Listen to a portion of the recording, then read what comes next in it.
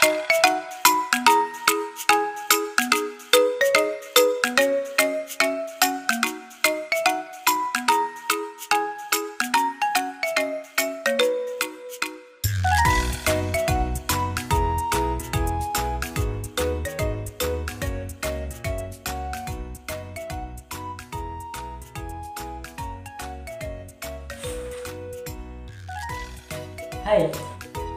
perkenalkan, nama saya Alvin Eka Nurdiansyah dari kelas BKI 1A. Nomor induk mahasiswa saya 12630620101. Hai, perkenalkan nama saya Zahna Udarifah dengan nomor NIM 1263062010116. Hai, Assalamualaikum warahmatullahi wabarakatuh. Perkenalkan, nama saya Cynthia Aulia Firsa Alfiah dari jurusan Bimbingan Konseling Islam kelas BKI 1A. NIM saya adalah 1263062011036. Hai, perkenalkan nama saya Putri Agustini dari kelas BKI 1A dengan nomor NIM 12630620104. Assalamualaikum warahmatullahi wabarakatuh. Hai teman-teman, kembali lagi bersama kami dari kelompok 7 dasar-dasar pemahaman perilaku yang akan membahas tentang materi memahami konsep kognisi sebagai konsep yang mempengaruhi perilaku individu. Lalu, apa sih kognisi tersebut? Ya, kognisi merupakan suatu pemahaman terhadap kemampuan untuk memperoleh pengetahuan melalui aktivitas mengingat, menganalisis, memahami, menalar, menilai, membayangkan, dan berbahasa. Jadi, lebih mudahnya kita berikan contoh ya. Baik, teman-teman, pasti kalian pernah menginjak SD atau MI. Menuntut ilmu di SD atau MI, pasti kalian pernah mendengar dari guru pendidikan agama Islam tentang hadis yang satu ini. Surga ada di telapak kaki ibu. Nah, jika kalian mendengar hal seperti itu di saat umur kalian masih kecil, pasti pikiran kalian memproses bahwa masa sih surga itu di telapak kaki ibu? Nah, lalu kalian penasaran dan melihat kaki ibu kalian. Nah, bisa jadi kan? Namun, setelah kalian beranjak dewasa, kalian mulai menganalisis, kalian mulai memahami bahwa yang dimaksud surga di telapak kaki ibu itu adalah kaki ibulah yang membawa kita saat kita di dalam kandungan sampai kita dilahirkan di dunia. Kaki ibulah yang menjadi penopang saat menggendong kita di saat kita mengantuk. Kaki ibulah yang menjemput kita di saat kita lapar dan menangis. Bahkan kaki ibulah yang menjadi kehidupan kita sehari-hari saat peran ayah tidak lagi maksimal. Dari sini dapat kita pahami bahwa kita perlu memiliki perilaku yang sopan terhadap ibu, menghargai apa yang dilakukan oleh ibu, dan tidak mendurhakai ibu. Dari sinilah kita bisa mengambil sebuah pelajaran bahwa kognisi adalah proses berpikir, dan dari contoh tadi, kognisi dapat mempengaruhi perilaku seorang individu. Nah, itu dia pengertian dari kognisi. Lalu, di dalam kognisi itu ada gejala pengenalan atau kognisi. Di antaranya ada pengamatan, ingatan atau memori, berpikir, intelijen, serta masih banyak lagi yang akan dipresentasikan oleh rekan-rekan saya yang akan kapan ya? Ini dia. Ya, di sini saya akan menjelaskan apa itu kognisi. Kognisi berasal dari bahasa Latin, yaitu cognoscere, yang artinya memahami.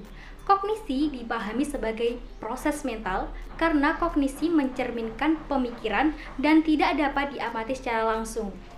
Yang pada dasarnya, kognisi merupakan suatu pemahaman terhadap sebuah kemampuan untuk memperoleh pengetahuan melalui aktivitas, mengingat, menganalisis, memahami, menilai, menalar, membayangkan, dan berbahasa. Pada kognisi terdapat gejala-gejalanya. Apakah kalian tahu apakah gejala-gejala kognisi tersebut? Ya, gejala kognisi biasa dianggap sebagai proses mental karena gejala ini merupakan suatu pemikiran dan seseorang tidak dapat mengamatinya secara langsung. Oleh karena itu, terdapat berbagai macam gejala, antara lain penginderaan dan pengamatan, tanggapan, reproduksi dan asasi, ingatan, fantasi, berpikir, intelijensi, dan persepsi. Dan untuk mengetahuinya, kita dapat melakukan dengan cara mengamati pola perilaku. Misalnya, mengamati kemampuan seorang anak dalam menghafal lagu. Di sini saya akan memberikan contoh singkat tentang kognisi dari keseharian kita, yaitu strategi mengingat materi kuliah, yaitu dengan penerapan attention, perception, and memory. Dengan memperhatikan penjelasan dosen, memahaminya, dan menyimpan memori dengan cara mencatat. Sehingga materi apa yang diberikan dosen kepada kita, kita selalu mengingatnya. Dan cara yang kedua yaitu dengan reading, speaking, and listening. Dari penginderaan ini, kita dapat mengolah kepahaman kita sebelum masuk ke dalam otak kita. Kembali kepada gejala-gejala kognisi. Oleh karena itu, saya akan menjelaskan tentang gejala yang pertama, yaitu penginderaan dan pengamatan. Pengamatan merupakan suatu proses yang dilakukan oleh seorang dalam mengamati atau mencari suatu terhadap suatu objek yang berguna untuk mendapatkan informasi-informasi penting, yang biasanya dilakukan dengan cara penglihatan, pendengaran, rabaan, dan penginderaan yang lainnya. Dan juga memerlukan objek yang melalui beberapa aspek, yaitu ruang, waktu, gertal, dan arti. Seorang dapat menyadari keadaan sekitar merupakan persoalan yang berhubungan dengan penginderaan dan pengamatan. Bagaimana cara seseorang dapat menyadari itu semua?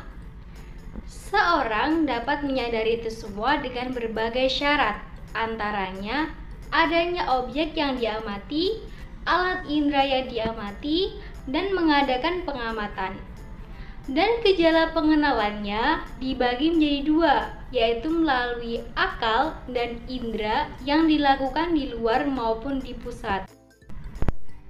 Dan gejala kognisi selanjutnya adalah tanggapan.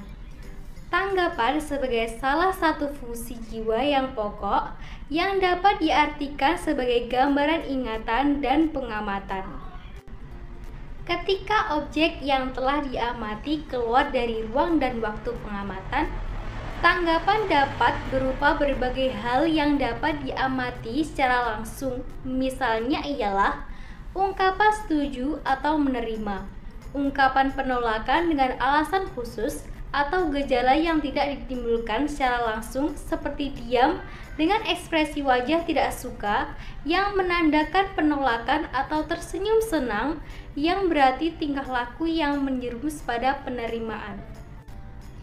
Tahukah kalian perbedaan antara pengamatan dan tanggapan? Ya, perbedaan antara keduanya adalah yang pertama, apabila pengamatan terikat pada waktu dan tempat, sementara tanggapan tidak terikat pada tempat dan waktu. Yang kedua, apabila pengamatan objek sempurna dan mendetail, sementara tanggapan objek tidak sempurna dan cenderung kabur. Dan yang ketiga, apabila pengamatan memerlukan perangsang, sementara tanggapan tidak perlu adanya perangsang. Dan yang terakhir, apabila pengamatan bersifat sensoris, sementara tanggapan bersifat imaginer. Nah, gejala pengenalan kognisi yang selanjutnya adalah reproduksi dan asosiasi. Jadi, apa sih reproduksi dan asosiasi itu? Reproduksi ialah pemunculan tanggapan dari bawah sadar atau tidak sadar ke dalam keadaan disadari. Sedangkan asosiasi tanggapan ialah sangkut paut antara tanggapan satu dengan yang lain di dalam jiwa. Tanggapan yang berasosiasi berkecenderungan untuk kontinuitas atau berbalasan dan berdampingan. Reproduksi artinya apabila yang satu disadari, maka yang lain ikut disadari pula. Lalu, bagaimana caranya menimbulkan kembali? 1. Menurut kemauan individu, yaitu jika tanggapan atau bayangan-bayangan itu dengan disengaja ditimbulkan. Sedangkan yang nomor 2, tidak menurut kemampuan individu, yaitu apabila bayangan dengan sendirinya mendesak dan muncul dengan alam kesadaran. Pada umumnya, bayangan satu berhubungan atau bertautan dengan bayangan yang lain. Apabila ini terjadi, maka terjadinya asosiasi antara bayangan satu dengan bayangan lainnya. Kalau orang ingat akan sesuatu benda, maka akan teringatlah kepada benda yang lain yang ada hubungannya dengan benda tersebut. Kekuatan untuk menghubungkan disebut kekuatan untuk mengadakan asosiasi. Pada umumnya, bayangan yang saling berhubungan satu dengan yang lain saling menimbulkan kembali atau saling mereproduksi. Dalam hal asosiasi, adanya beberapa hukum yang berlaku bagi reproduksi, sehingga hukum itu sering dikenal sebagai hukum asosiasi reproduksi. Ada 5 macam hukum asosiasi reproduksi, yaitu hukum sama waktu, hukum berturut-turut, hukum persamaan, hukum berlawanan, hukum sebab akibat pertalian logis. Lalu, apa sih maksud hukum-hukum itu? Jadi, hukum yang nomor 1, hukum sama waktu artinya tanggapan-tanggapan yang muncul pada saat yang sama dalam kesadaran akan terasosiasi bersama. Sedangkan yang hukum kedua, hukum berurutan, artinya tanggapan yang mempunyai hubungan berturut-turut, berasosiasi dan bereproduksi ke dalam kesadaran. Dan hukum yang ketiga, hukum persamaan, artinya tanggapan yang hampir sama, dan benda-benda yang hampir sama berasosiasi dan mereproduksi ke dalam kesadaran. Yang hukum keempat, hukum berlawanan, adalah tanggapan-tanggapan yang berlawanan, asosiasi dan direproduksi kesadaran. Hukum kelima, hukum sebab akibat atau pertalian logis, yaitu tanggapan-tanggapan yang mempunyai kaitan logis satu sama lain, timbul bersama, berasosiasi, dan diproduksikan ke dalam kesadaran. Nah, selanjutnya adalah ingatan atau memori. Ingatan adalah saat manusia mempertahankan dan menggambarkan pengalaman masa lalunya dan menggunakan hal tersebut sebagai sumber informasi saat ini. Proses dari mengingat adalah menyimpan informasi, mempertahankan dan memanggil kembali informasi tersebut. Ingatan atau memori ialah kekuatan jiwa untuk menerima, menyimpan, dan memproduksi kesan-kesan. Cara penyelidikan ingatan antara lain 1. Metode mempelajari atau the learning method. Metode ini merupakan metode untuk menyelidiki kemampuan ingatan dengan cara melihat sampai sejauh mana waktu yang diperlukan atau usaha yang dijalankan oleh subjek. 2. Metode mempelajari kembali atau the learning method. Metode ini dilakukan oleh subjek dengan cara mempelajari materi kembali sama seperti mempelajari materi tersebut untuk yang pertama kalinya. Yang ketiga adalah metode rekonstruksi. Dalam metode ini, subjek disuruh merekonstruksi kembali sesuatu materi yang diberikan kepadanya. Selanjutnya nomor 4, metode mengenai kembali. Metode ini digunakan mengambil bentuk dengan cara pengenalan kembali.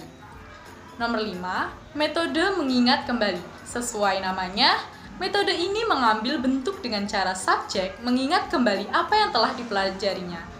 Selanjutnya yang terakhir, metode asosiasi berpasangan. Metode ini mengambil bentuk subjek disuruh mempelajari materi secara berpasang-pasangan. Yang selanjutnya adalah fantasi atau khayalan. Fantasi adalah kemampuan jiwa untuk membentuk tanggapan-tanggapan baru. Fantasi sebagai kemampuan jiwa manusia dapat terjadi dengan 1. Secara disadari, yaitu apabila individu betul-betul menyadari akan fantasinya. Contohnya seperti seorang pelukis yang sedang menciptakan lukisan dengan kemampuan fantasinya. 2. Secara tidak disadari, yaitu apabila individu tidak secara sadar telah dituntut oleh fantasinya. Nah, keadaan semacam ini banyak dijumpai pada anak-anak. Macam-macam fantasi, yaitu 1. Fantasi yang menciptakan. Artinya, jenis fantasi ini menimbulkan atau menciptakan sesuatu. 2. Fantasi yang dipimpin, yaitu fantasi yang dipimpin oleh pihak lain. Selanjutnya adalah fantasi yang mengabstraksi, yaitu cara orang berfantasi dengan mengabstraksi beberapa bagian sehingga ada bagian-bagian yang dihilangkan. Yang keempat adalah fantasi yang mendeterminasi, yaitu cara orang berfantasi dengan mendeterminasi terlebih dahulu. Selanjutnya adalah fantasi yang mengkombinasi, yaitu cara orang berfantasi dengan mengkombinasi pengertian-pengertian atau bayangan-bayangan yang ada pada individu yang bersangkutan. Dengan fantasi, orang dapat menambah bayangan-bayangan atau tanggapan-tanggapan, sehingga dengan fantasi akan menambah bahan bayangan pada individu. Namun, demikian, fantasi tetap memiliki kelemahan, yakni karena dengan fantasi orang akan meninggalkan alam kenyataan, lalu masuk ke dalam alam fantasi. Hal ini merupakan suatu bahaya, karena orang yang terbawa hidup dalam alam yang tidak nyata. Fantasi juga dapat menimbulkan kedustaan, tahayul, dan sebagainya. Terima kasih. Saya akan menjelaskan tentang berpikir, intelijensi, dan pengertian persepsi. Yang pertama, berpikir. Berpikir merupakan aktivitas psikis yang intensional yang terjadi apabila seseorang menjumpai problema atau masalah yang harus dipecahkan. Proses yang intens untuk memecahkan masalah yaitu dengan menghubungkan satu hal dengan yang lainnya sehingga menemukan pemecahan. Yang menjadi masalah adalah bahwa hal-hal yang belum tentu ada di benak kita. Oleh karena itu, berpikir melibatkan kemampuan untuk membayangkan atau menyajikan objek yang tidak ada secara fisik atau kejadian yang sedang tidak berlangsung. Para ahli logika mengemukakan adanya 3 fungsi dari berpikir. Yang pertama, membentuk pengertian. Dapat diartikan sebagai suatu perbuatan dalam proses berpikir dengan memanfaatkan isi ingatan bersifat real, abstrak, dan umum serta mengandung sifat hakiki sesuatu. Yang kedua, membentuk pendapat. Dapat diartikan sebagai pekerjaan pikir dalam meletakkan hubungan antara tanggapan yang satu dengan yang lainnya, antara pengertian satu dengan yang lainnya, dan dinyatakan dalam satu kalimat. Yang ketiga, membentuk kesimpulan. Dapat diartikan membentuk pendapat baru berdasarkan pendapat-pendapat lainnya yang sudah ada. Proses berpikir dibagi menjadi 2. Yang pertama, berpikir asosiatif. Artinya, proses berpikir suatu ide merangsang munculnya ide-ide baru. Jadi, ide yang pertama dikaitkan dengan ide yang muncul secara spontan dan bisa disebut berpikir divergen atau menyebar atau kreatif. Jenis-jenis asosiatif: asosiasi bebas, asosiasi terkontrol, melamun, berpikir artistik. Yang kedua, berpikir terarah adalah proses berpikir yang sudah ditentukan sebelumnya dan diarahkan pada pemecahan suatu persoalan. Biasanya disebut berpikir konvergen atau memusat, yang biasanya diukur melalui tes-tes IQ. Terus, strategi berpikir ada 2. Yang pertama, Strategi menyeluruh. Di sini, persoalan dipandang sebagai keseluruhan dan diuji coba dipecahkan dalam rangka keseluruhan itu. Yang kedua, strategi detailistis. Di sini, persoalan dibagi menjadi dalam bagian-bagian dan dicoba dipecahkan demi bagian. Yang kedua, inteligensi. Inteligensi biasanya dikaitkan dengan suatu kemampuan untuk memecahkan masalah dengan belajar ataupun berpikir abstrak. Dan inteligensi sendiri adalah gaya menyesuaikan diri dengan keadaan bank dengan menggunakan alat-alat berpikir menurut tujuannya. Oleh karena itu, orang yang inteligen akan lebih cepat dalam memecahkan masalah apabila dibandingkan dengan orang-orang yang kurang inteligen. Dari makna tersebut didapati adanya faktor tertentu yang membentuk inteligensi. Salah satunya yang dikemukakan oleh salah satu tokoh ahli, yaitu dengan teori multifaktornya yang terdiri dari atom-atom, dan atom tersebut merupakan hubungan stimulus respon.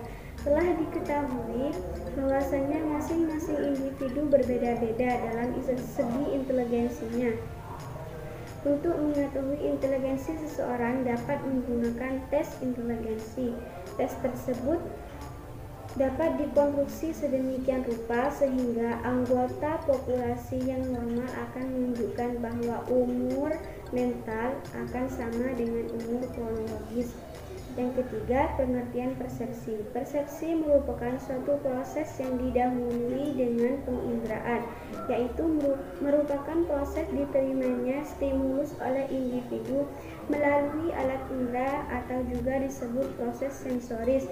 Namun, proses itu tidak berhenti begitu saja, melainkan stimulus tersebut diteruskan dan proses selanjutnya merupakan proses persepsi. Karena itu, proses persepsi tidak dapat lepas dari proses penginderaan, dan proses penginderaan merupakan pendahulu dari proses persepsi.